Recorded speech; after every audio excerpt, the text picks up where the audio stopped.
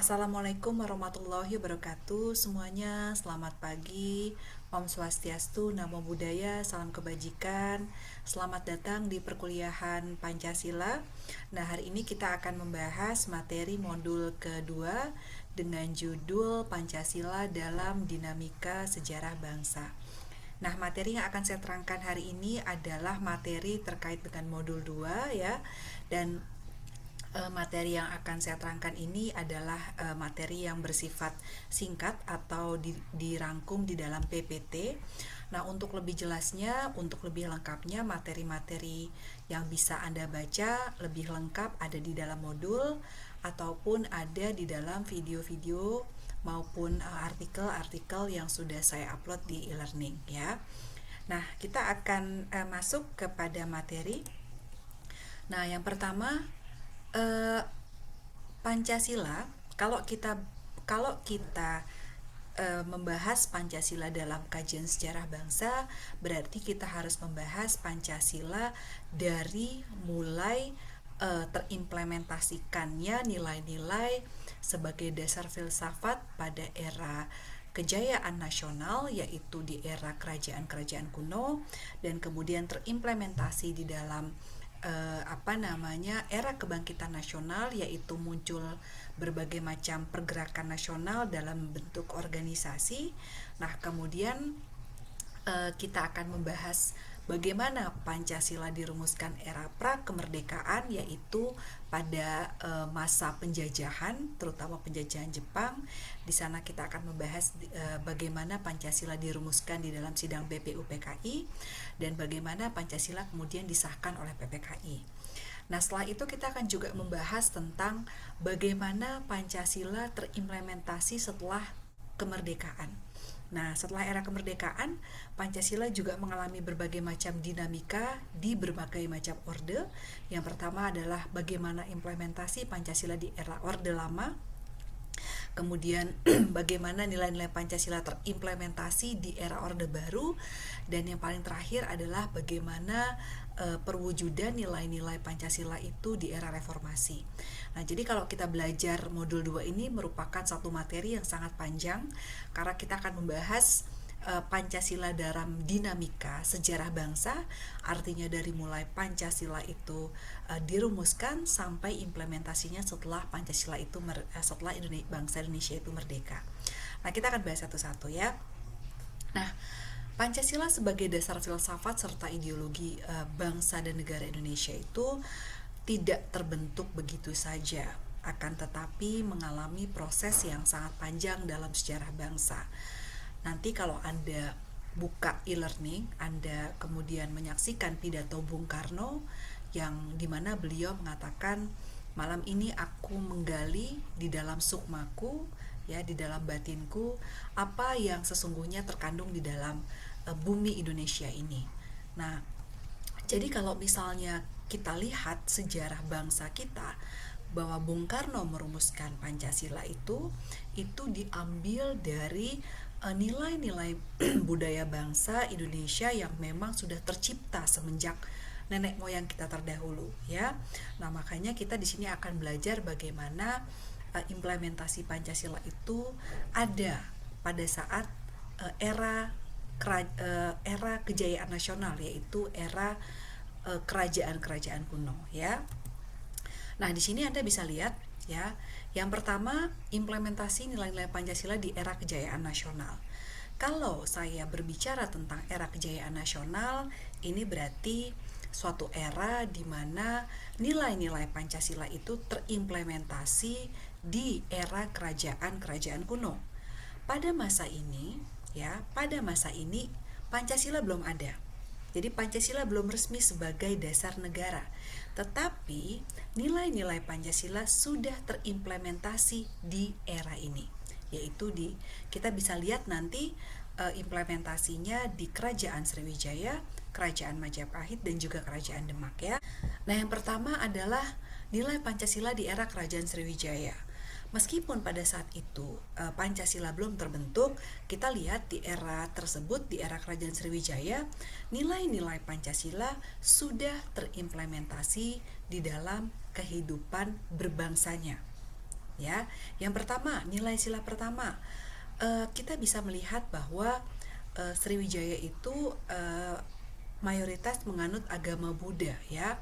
Nah, kemudian oleh Sriwijaya di situ didirikanlah satu universitas khusus agama Buddha.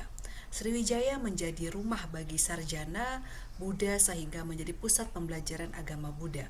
Nah, ini adalah bentuk implementasi dari sila pertama. Selain itu, pada masa kerajaan Sriwijaya, umat Buddha dan umat Hindu dapat hidup berdampingan dengan damai. Nah, ini adalah nilai toleransi yang memang ada pada era kerajaan Sriwijaya, di mana yang namanya toleransi itu merupakan suatu bentuk implementasi dari sila pertama. Nah, kemudian bagaimana nilai-nilai Pancasila di era kerajaan Majapahit?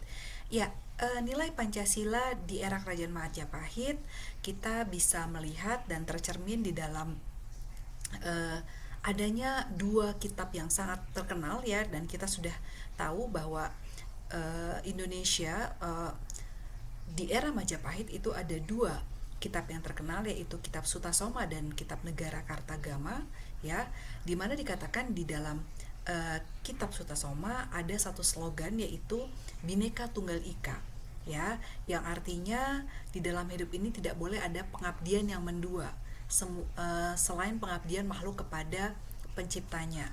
Tidak boleh ada pengabdian yang mendua kecuali pengabdian makhluk terhadap pencipta. Nah, ini ada nilai persatuan di situ, ya. Nah, meskipun saat itu Pancasila belum dirumuskan, namun semboyan ini, ya, mencerminkan nilai sila pertama, yaitu ketuhanan yang Maha Esa. Dan kita tahu bahwa semboyan Bhinneka Tunggal Ika ini pada akhirnya diambil oleh para founding fathers kita untuk menjadi semboyan negara kita, yaitu Bhinneka Tunggal Ika, ya. Ada juga toleransi umat beragama di era Majapahit, ya. Di sana ada agama Hindu dan agama Buddha yang hidup sangat harmonis dan berdampingan, ya. Kemudian Raja Hayam Wuruk ini adalah raja dari Majapahit, ya. Juga senantiasa mengadakan hubungan baik dengan kerajaan Tiongkok, Ayodhya dan Champa dan juga Kamboja. Nah, ini merupakan nilai sila kedua, ya, yaitu aktif di tengah peradaban dunia, ya, atau kalau sekarang nilai sila kedua itu adalah kita Indonesia ini harus aktif di tengah perdamaian dunia, ya. Nah, yang ketiga, dalam hal roda pemerintahan, Raja Hayam Wuruk itu senantiasa mengutamakan musyawarah untuk mufakat dalam mengambil keputusan. Nah, ini adalah nilai sila keempat, ya. Jadi ini adalah nilai-nilai Pancasila yang tercermin di dalam era kejayaan nasional, ya. Nah, kemudian masa penjajahan Belanda, ya, kita tahu bahwa dulu Indonesia ini sebelum terbentuknya bangsa Indonesia, bahwa Nusantara kita ini sangat kuat dengan adanya kerajaan-kerajaan kuno. Mereka memiliki wilayah kekuasaan yang luar biasa, ya, memiliki armada-armada perang yang luar biasa, ya, dan mulai terpecah belah pada masa era datangnya Belanda, ya, dan juga Portugis, ya. Nah, pada masa itu Indonesia atau Nusantara itu belum bersatu, apalagi juga Belanda menjajah Indonesia pada awalnya itu menggunakan politik adu domba, ya. Nah, perjuangan-perjuangan yang sifatnya kedaerahan inilah, ya, di mana Majapahit berjuang sendiri, Sriwijaya berjuang sendiri, Kerajaan Demak berjuang sendiri. Di sini masih belum ada persatuan. Nah, sehingga perlawanan fisik melawan penjajah ini, ya, dilakukan oleh pahlawan-pahlawan kita secara sendiri-sendiri, ya. Nah, karena belum ada persatuan inilah, maka perlawanan melawan penjajah ini belum berhasil pada saat itu untuk mengalahkan penjajah Belanda, ya, pada saat itu, ya. Nah, di situ mulai timbul kesadaran semenjak adanya perjuangan secara fisik yang belum berhasil. Nah, pada saat itu sudah muncul, ya, kesadaran di tengah para pemuda-pemuda pada saat itu bahwa kita kalau berjuang secara fisik melawan penjajah itu tidak akan mungkin berhasil, apalagi perjuangan fisiknya bersifat kedaerahan, itu tidak akan mungkin berhasil ya, tidak akan berhasil memperoleh kemerdekaan untuk Nusantara. Sehingga pada saat itu dari perjuangan yang bersifat secara fisik dirubahlah kepada perjuangan yang sifatnya organisasi. Artinya persatuan-persatuan saat itu dibentuk dalam skala kecil dulu, dalam bentuk organisasi terlebih dahulu ya. Jadi perlawanan bangsa Indonesia mengalami perubahan yang tadinya bersifat perlawanan fisik kemudian dirubah dengan cara organisasi ya. Era kejayaan nasional itu sudah berakhir semenjak berakhirnya kekuasaan kerajaan-kerajaan kuno yang kalah melawan VOC atau penjajah. Nah, kita memasuki satu era yang namanya kebangkitan nasional. Era kebangkitan nasional ini ditandai dengan berubahnya pola perjuangan kita dari perjuangan yang sifatnya secara fisik ke perjuangan yang sifatnya dengan cara organisasi. Organisasi maksudnya seperti apa? Dibentuk dulu nasionalismenya dalam skala kecil. Dibentuk dulu persatuannya di dalam skala kecil. Yang penting timbul rasa bersatu, timbul rasa senasib sepenanggungan. Nah, meskipun dengan organisasi terlebih dahulu, karena secara fisik kita tidak akan berhasil. Dari segi persenjataan kita sudah kalah, dari sisi sifat perjuangan kita masih kedaerahan. Nah, kita harus bersatu nih. Jadi generasi muda saat itu sudah mulai muncul. Kita harus memunculkan rasa nasionalisme terlebih dahulu ya. Nah, era ini dinamakan era kebangkitan nasional dengan munculnya pergerakan-pergerakan organisasi yang bernama Budi Utomo, Sarekat Islam, Indonesia Partij, dan puncaknya adalah Sumpah Pemuda ya. Nah, ini adalah Sumpah Pemuda ya. Nah, dengan adanya Sumpah Pemuda ini ditandai berakhirnya era kebangkitan nasional. Nah, kita memasuki era yang namanya pra-kemerdekaan. Ya. Nah, implementasi nilai-nilai Pancasila di era kebangkitan nasional, meskipun Pancasila saat itu belum dirumuskan, namun munculnya organisasi-organisasi di era kebangkitan nasional seperti Budi Utomo, Sarekat Islam, Indonesia Partij, dan puncaknya adalah Sumpah Pemuda, secara garis besar mencerminkan nilai sila ketiga, yaitu persatuan untuk mencapai kemerdekaan. Jadi meskipun di era kebangkitan nasional Indonesia belum berdiri, ya, kemudian dasar ideologi Pancasila belum diresmikan, tetapi nilai-nilai Pancasila sudah tercermin di dalam era ini, yang paling ditunjukkan melalui Sumpah Pemuda, ya. Berbangsa satu, bertanah air satu, dan juga berbahasa satu. Nah, ini adalah nilai persatuan untuk mencapai kemerdekaan. Nah, kira-kira seperti itu ya. Setelah era kebangkitan nasional, kita akan masuk kepada Pancasila era pra-kemerdekaan ya. Saat itu ya, kita tahu di tahun sekitar tahun 39, tahun 40 itu muncul ya Perang Dunia Kedua, sudah dimulai Perang Dunia Kedua, di mana Jerman dengan Adolf Hitler dengan kekuatan Nazinya memporak-porandakan Eropa. Nah, salah satu yang terdampak kekalahan di era Perang Dunia Kedua itu adalah Belanda ya. Nah, Belanda itu kalah perang di Eropa sana, sehingga pada saat itu Jerman itu juga bersekutu dengan Jepang. Jepang itu menguasai Asia Timur Raya ya. Kalau misalnya Jerman dan Italia pada saat itu menguasai Eropa, tetapi mereka adalah sekutu. Nah, karena Belanda itu kalah perang di di Eropa sana, nah sehingga terdampaklah kepada Indonesia itu sendiri ya, di mana Belanda menyerah kalah kepada Jepang dan secara definitif di tahun 1942 Jepang menjajah Indonesia ya. Nah, Jepang pertama kali mendarat di Indonesia tahun 1942. Belanda menyerah kalah kepada Jepang itu di tahun 42. Nah, pada saat itu Jepang itu datang ke Indonesia dengan membawa berbagai macam propaganda ya. Jepang adalah saudara Asia Timur Raya yang akan membebaskan Indonesia dari penjajahan. Jadi datang itu kayak membawa suatu propaganda bahwa Indonesia jika di bawah kekuasaan kami akan kami berikan hadiah kemerdekaan ya. Nah, hal tersebut adalah propaganda Jepang agar Indonesia bersedia membantu Jepang melawan sekutu. Sekutu itu adalah Amerika Serikat dan juga negara-negara lain yang pada saat Perang Dunia Kedua mereka bersatu untuk menghancurkan Nazi Jerman saat itu ya. Nah, Nazi Jerman di mana Bu? Di Eropa sana. Nah, karena Jepang datang dengan membawa propaganda bahwa Jepang merupakan satu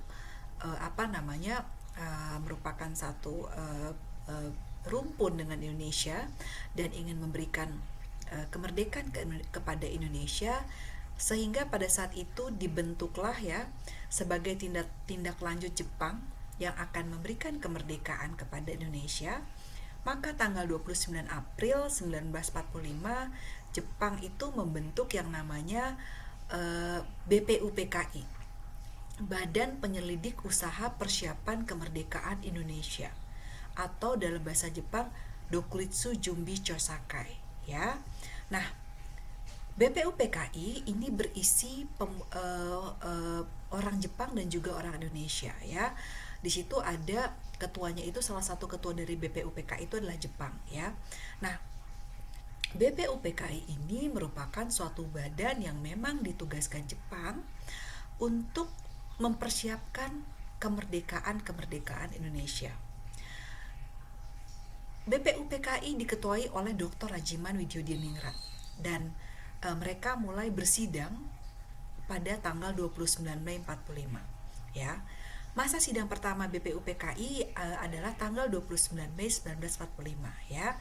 Nah, dalam masa sidang pertama ini yang ingin disusun oleh BPUPKI, apabila Indonesia ingin merdeka, maka yang harus dimiliki yang pertama adalah dasar ideologinya.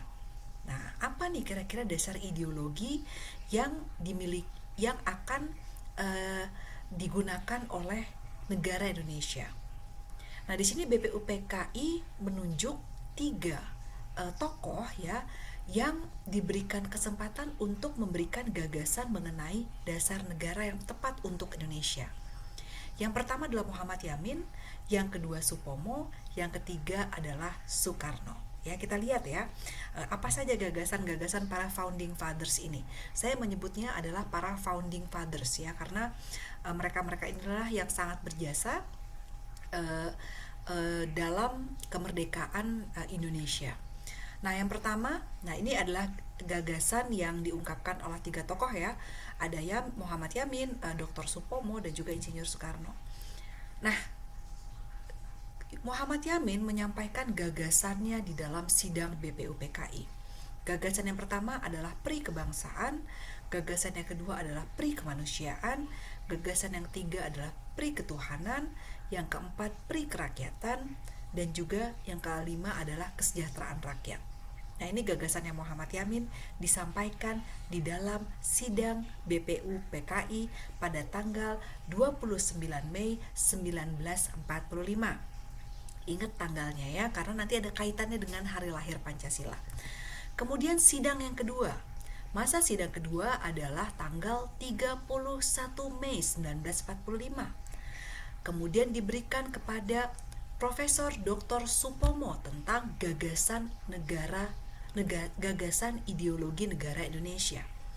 Nah, di dalam pidatonya ya, ini Supomo mengatakan di depan sidang 5 asas dasar untuk Indonesia. Yang pertama adalah persatuan atau nasionalisme. Yang kedua adalah kekeluargaan. Yang ketiga, takluk kepada Tuhan. Yang keempat, musyawarah. Yang kelima adalah keadilan rakyat. Nah, ini disampaikan oleh Supomo di tanggal 31 Mei 1945 ya. Nah, kemudian sekarang giliran Insinyur Soekarno. Tanggal 1 Juni 1945, Soekarno memberikan gagasannya tentang 5 prinsip dasar negara. Yang pertama, kebangsaan Indonesia. Yang kedua, internasionalisme atau pri-kemanusiaan. Yang ketiga, mufakat atau demokrasi. Yang keempat, kesejahteraan sosial. Yang kelima, ketuhanan yang Maha Esa.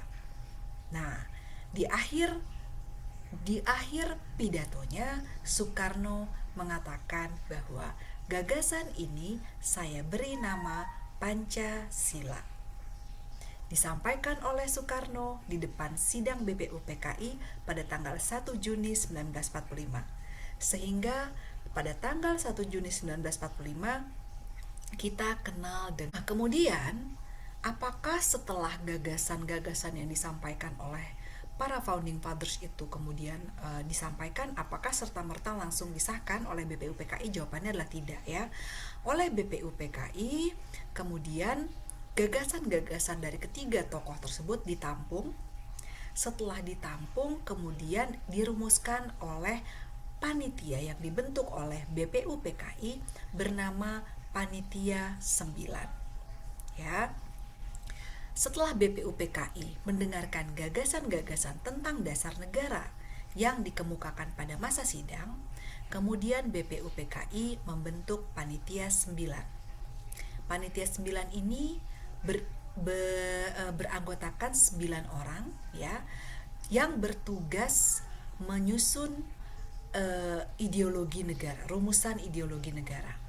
Nah, setelah pembahasan, maka Panitia 9 itu kemudian mengeluarkan rancangan rumusan dasar negara yang bernama Piagam Jakarta. Nah, dalam Piagam Jakarta ini seperti ini nih rumusan dasar negaranya. Yang pertama, sila pertama, ketuhanan dengan mewajibkan menjalankan syariat Islam bagi para pemeluknya, kemanusiaan yang adil dan beradab, persatuan Indonesia, kerakyatan yang dipimpin oleh hikmat kebijaksanaan permusyawaratan perwakilan, dan keadilan sosial bagi seluruh rakyat Indonesia. Nah, Piagam Jakarta. Nah, kalau Anda mau lihat Piagam Jakarta ini seperti ini.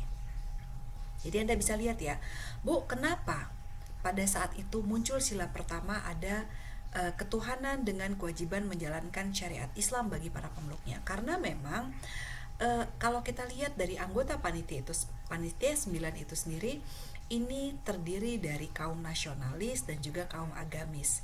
Jadi ini adalah hasil kompromistis antara kedua kaum tersebut ya. Muncullah gagasan seperti ini. Walaupun pada saat itu memang hasil akhirnya hanya Piagam Jakarta dan belum disahkan menjadi dasar negara atau dasar ideologi negara ya. Nah, kemudian setelah BPUPKI berhasil mengeluarkan Piagam Jakarta, Jepang merasa bahwa BPUPKI sudah menyelesaikan tugasnya. Sehingga oleh Jepang kemudian BPUPKI dibubarkan. Nah, pada bulan Agustus 1945 terjadi suatu suatu peristiwa, yaitu Hiroshima dan Nagasaki, di mana pada saat itu Jepang juga menyerah kalah di Perang Dunia Kedua. Nah, kesempatan inilah yang pada akhirnya diambil oleh para founding fathers kita untuk memerdekakan Indonesia ya. Nah, pada bulan Agustus 1945, hal yang paling pertama dilakukan oleh para founding fathers kita adalah membentuk Panitia Persiapan Kemerdekaan Indonesia atau PPKI ya. Pada tanggal 7 Agustus 1945 terbentuklah PPKI. Soekarno diangkat sebagai ketua dan Muhammad Hatta sebagai wakil ketua. PPKI bertugas untuk menyusun ya dasar negara Republik Indonesia, proklamasi, dan ini merupakan suatu bentuk kerja yang mewakili seluruh bangsa Indonesia ya.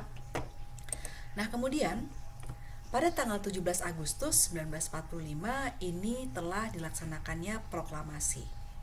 Nah, kemudian setelah adanya proklamasi, pada tanggal 18 Agustus 1945, PPKI kembali bersidang untuk menyepakati rumusan dasar negara yang memang sudah dirumuskan sebelumnya di dalam Mukadimah Piagam Jakarta.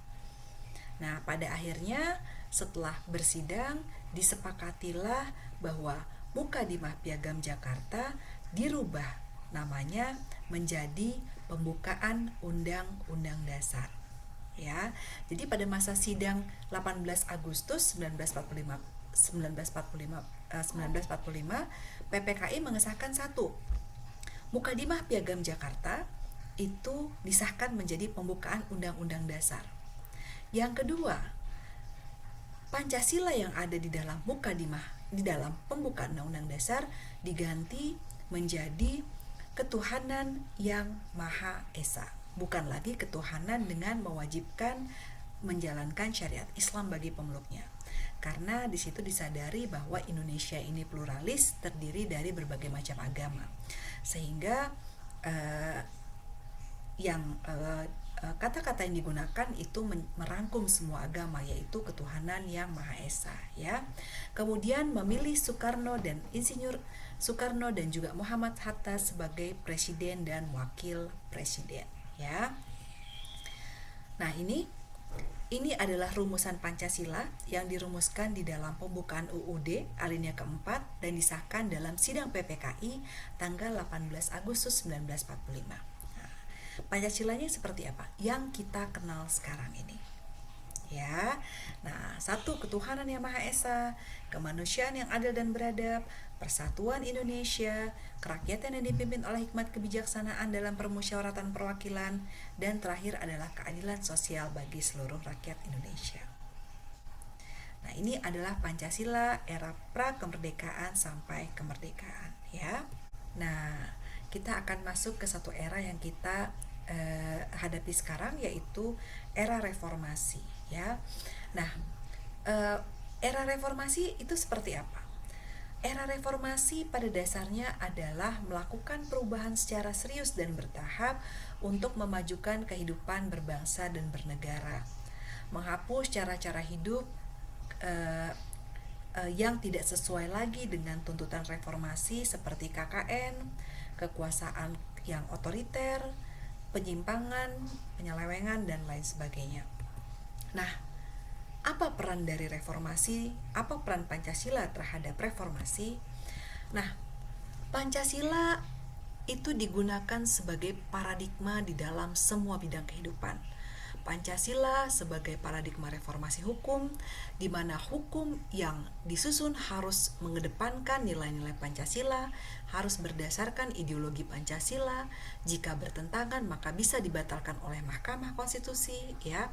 Kemudian Pancasila sebagai paradigma reformasi politik.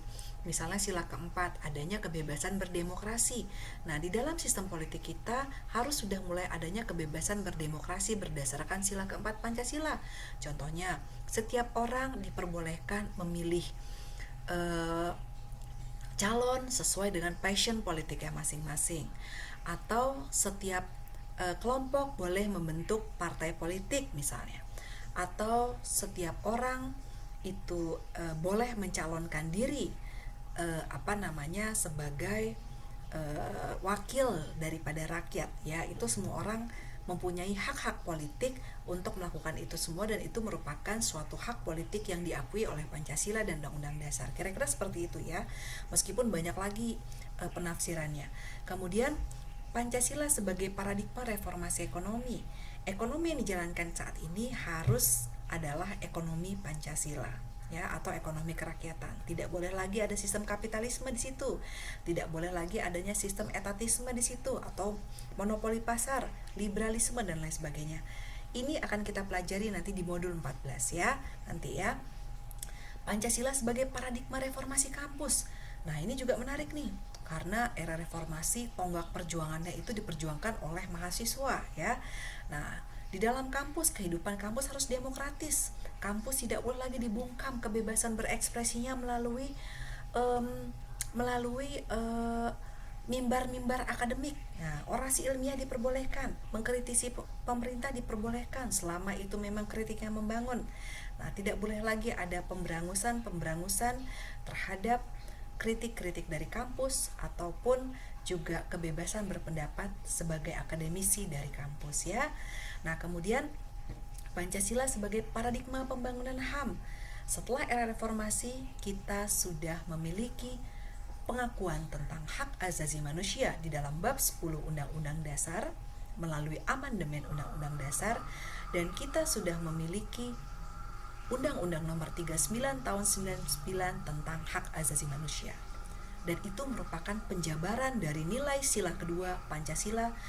Sebetulnya dari semua sila ya, tetapi yang paling signifikan nilai kemanusiaannya itu ada di dalam nilai sila kedua. Nanti Anda bisa kita pelajari ya di modul ke-10 atau 11 yang spesifik membahas sila kedua. Nah itu ya Pancasila dalam kajian sejarah bangsa. Ini memang videonya agak panjang karena kalau kita belajar sejarah bangsa itu kita nggak belajar Pancasila sekarang saja, tetapi ada kajian sejarahnya ya. Setelah kajian sejarah ada era-eranya, era sebelum kemerdekaan, era kejayaan nasional, era kebangkitan nasional, era Orde Lama, Orde Baru, dan sekarang era reformasi. Nah ini dia materi bahan tayang kita yang kedua. Semoga bermanfaat. Apabila saya ada kesalahan dalam menerangkan, mohon dimaafkan, dan semoga ini menjadi ilmu yang bermanfaat buat kita semua. Untuk lebih jelasnya tentang materi modul kedua, Anda boleh membaca modul PPT, video, dan semua bahan-bahan yang sudah saya upload di e-learning. Terima kasih semuanya, sampai bertemu di bahan tayang modul ketiga ya. Assalamualaikum warahmatullahi wabarakatuh.